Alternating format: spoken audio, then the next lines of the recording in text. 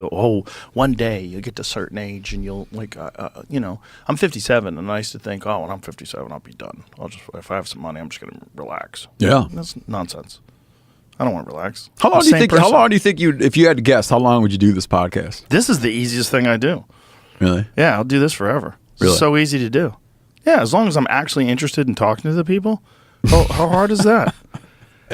Actually interested. Yeah, but that's the only reason why I do it anyway. Yeah. Like, I only talk to people I want to talk to. So no one ever tells me, have this person on your show. There's literally zero input from anyone else. So everybody I talk to, I look at it, I go, do I want to talk to that guy? That might be cool. That'd be interesting. I want to find out what makes him tick. I want to find out why she writes those books like that. I want to find out, what keeps him going. That's like the whole reason why I do it is because I enjoy it.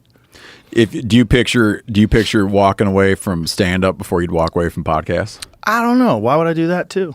I have my own club now. I'm 50 years old, man. I'm just starting to wonder. I'm just starting to have all these questions. Nah, I think you just stay healthy. Stay healthy and do what you enjoy doing. I think live in the moment. I think this idea of like planning for the future is like silly.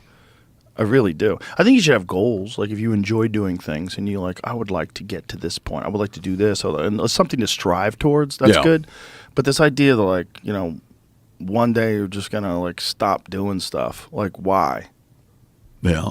Are you alive? Are you enjoying doing it? Yeah. So shut the fuck up.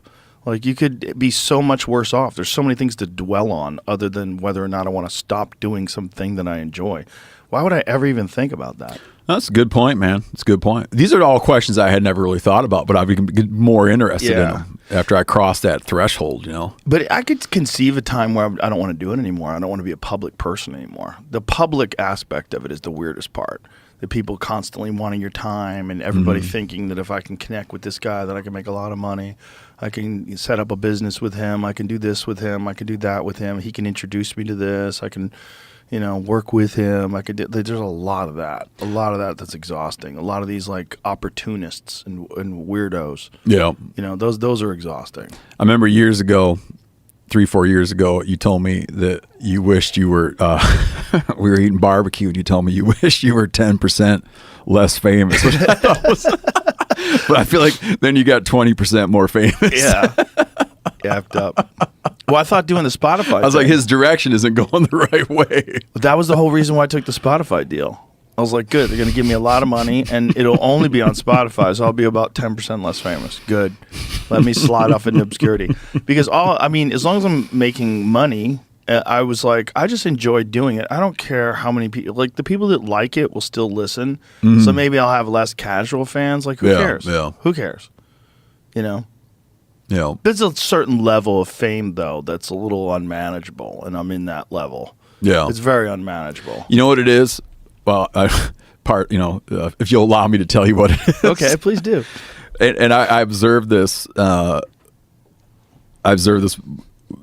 wife, who's traveling through right now, I observed this after we had dinner with you one time, and certain individuals, you included, would be that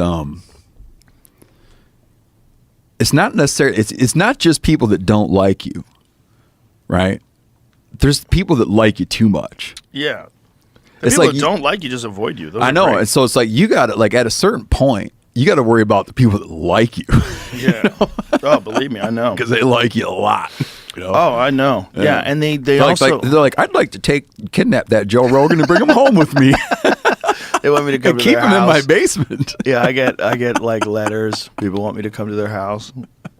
I get it, especially if you don't know anyone famous. And the thing about podcasts too is like you're so intimately connected to that person because you hear that person talk all the time. Yeah, I do 4 of these a week, so it's like they're hearing me.